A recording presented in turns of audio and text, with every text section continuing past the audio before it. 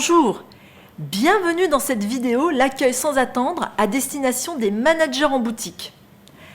La bonne tenue de l'accueil est capitale pour que la boutique soit attrayante pour la satisfaction de nos clients et le confort de travail de toute l'équipe.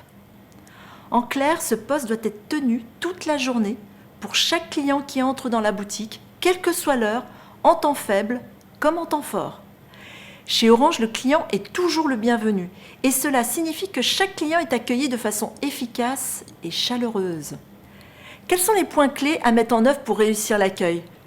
Le premier point est de travailler en projet d'équipe pour partager les enjeux de l'accueil.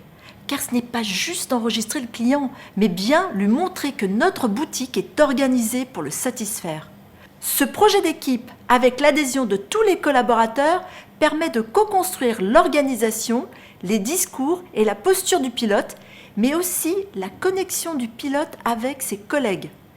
C'est-à-dire qu'il joue un rôle de filtre pour éviter les attentes inutiles et qu'il alerte son équipe de l'augmentation de l'attente. Prenez du temps pour cela, en travaillant lors de plusieurs réunions d'équipe.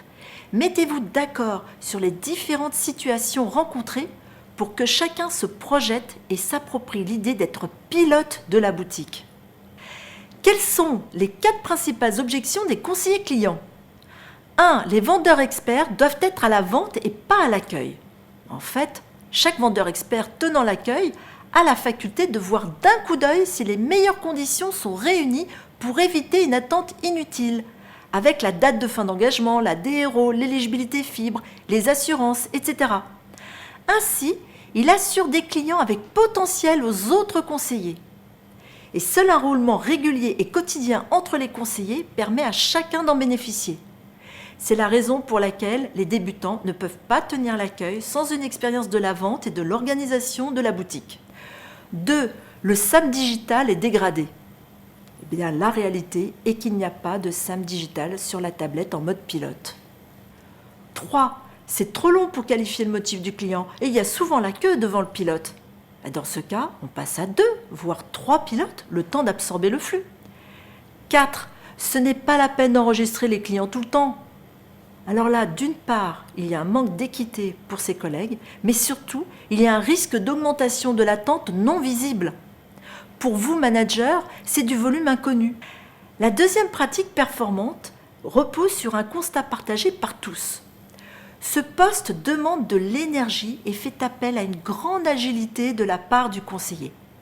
Aussi, pour l'organiser au mieux, le poste d'accueil est tenu par roulement sur des plages de 1h à 1h30. En tant que manager, vous veillerez à l'équité des roulements et rendrez lisible le planning, par exemple sur les tablettes utilisées par les pilotes. Vous verrez aussi que chaque conseiller ait la maîtrise de Nomadis pour lire une vue synthétique client et donc l'enregistrer par son numéro, envoyer les SMS quand et pourquoi avec les SMS bienvenue et c'est à vous ou les SMS shopping et c'est à vous, connaître les outils de la tablette, dépanner vos services mobiles, la consultation du stock, envoyer un click service. Troisième clé du succès, l'animation des équipes. Soyez présents sur la surface de vente pour observer la fluidité au sein de la boutique et donner du rythme. En cas d'attente, déclenchez l'adaptation prévue. Le renfort en fil express, le renfort en accueil. Surveillez le temps d'attente en consultant les conseillers sur le temps d'attente restant de leur entretien. Faire systématiser par le pilote les propositions de rendez-vous ou SMS shopping. Animer les files d'attente pour réduire la perception de celle-ci et la transformer en un moment plus agréable pour le client. Par votre exemple, vous pourrez transmettre par la suite en projet d'équipe l'idée d'un capitaine du jour qui procède de même lorsque vous n'êtes pas là. Autre animation d'équipe, lors du briefing quotidien, systématisez la minute accueil. Faites commenter par les collaborateurs ce qui s'est bien passé la veille et les difficultés rencontrées et les solutions à tester pour y faire face. Et maintenant, écoutons ce témoignage. Alors pour lancer ce projet sur l'attente en équipe, j'ai commencé par participer à un atelier avec d'autres RB. Et l'idée, c'était de construire tout de suite une feuille de route avec des actions en collaboration avec mon adjointe pour associer mon équipe dans le cadre de notre projet d'équipe. On s'est servi en fait des verbatim clients qui montraient qu'on avait vraiment une problématique sur l'attente. L'idée, c'était de se réorganiser au niveau de l'accueil, avec donc une planification de l'accueil au niveau global, en prenant en compte les rendez-vous, le type d'imprévu qu'il peut y avoir dans une journée, puisque le planning, nous, il était fait au début de la semaine, mais voilà, les jours passants, il peut y avoir des modifications, des absences, des formations, etc. Donc le fait d'anticiper, ça a été très important en fait pour continuer à garder donc un collectif fort autour de ce sujet. Le fait aussi de nommer un responsable de l'accueil, nous on l'appelait Pilotman chez nous, qui va en fait continuer à animer ça pendant la journée et être le référent de l'équipe pour le sujet. Au début, il nous a bien fallu 1 mois et demi pour vraiment ancrer dans le dur cette organisation-là. Moi, j'ai tenu à ce que dans chacun des briefs quotidiens, dans les réunions d'équipe hebdomadaires, que le sujet soit systématiquement traité. Et donc, ça, à force des échanges, en fait, on a réussi à embarquer au fil de l'eau les conseillers, jusqu'à ce que tout le monde, en fait, joue le jeu et vraiment soit opérationnel et efficace dans cette mission. Et donc là, concrètement, le taux d'attente moyen a été suivi. On avait le volume de fiches POC décréé, d'accord. Ensuite, donc, le taux d'abandon de fiches aussi, les fiches supprimées, et nos ratios de vente et nos ratios de vente. Au travers des échanges qu'on a faits, donc justement pendant les briefs, pendant les réunions d'équipe, pendant la journée, le fait de davantage se parler entre nous pour que l'organisation soit opérationnelle, eh bien ça a créé en fait, on a su en fait qu'on pouvait compter les uns sur les autres. Ça a créé de la solidarité. Et en plus de ça, en fait, ça a créé un environnement serein pour les conseillers. Vraiment, c'est en plus, ça a été vraiment une expérience humaine, en plus d'être le projet sans attendre. Le 4e point est sur un plan individuel. Coachez chacun de vos collaborateurs pour vous assurer que les discours, la maîtrise des outils et les process par rapport à l'organisation définie en projet d'équipe se mettent bien en place.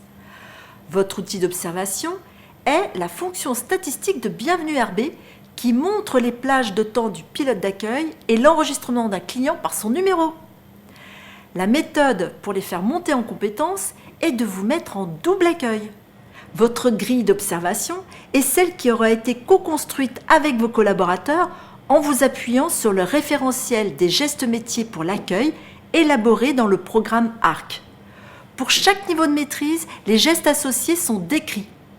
Et enfin, le rôle attendu du manager est de piloter les indicateurs de l'accueil de la boutique, comme le taux de tenue de l'accueil, le taux de SMS shopping, le taux de fiches supprimées et le taux de saisie des numéros clients.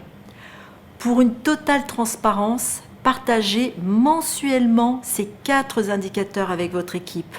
C'est une période suffisante pour lisser les pics de flux et les incidents ponctuels.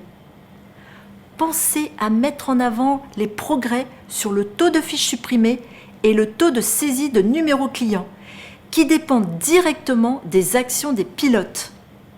En synthèse, ce qu'il faut retenir. 1. Je co-construis avec l'équipe l'organisation de l'accueil et je la soutiens pour qu'elle continue d'adapter les pratiques en cas de difficulté.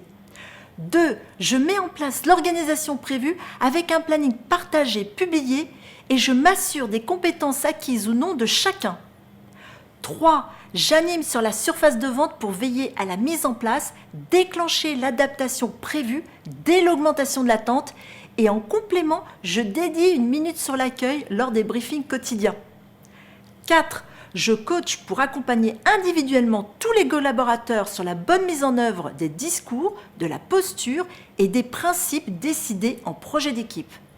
5. Je pilote grâce aux indicateurs dédiés et les partage avec l'équipe régulièrement. Je vous souhaite une bonne construction et un bon accueil.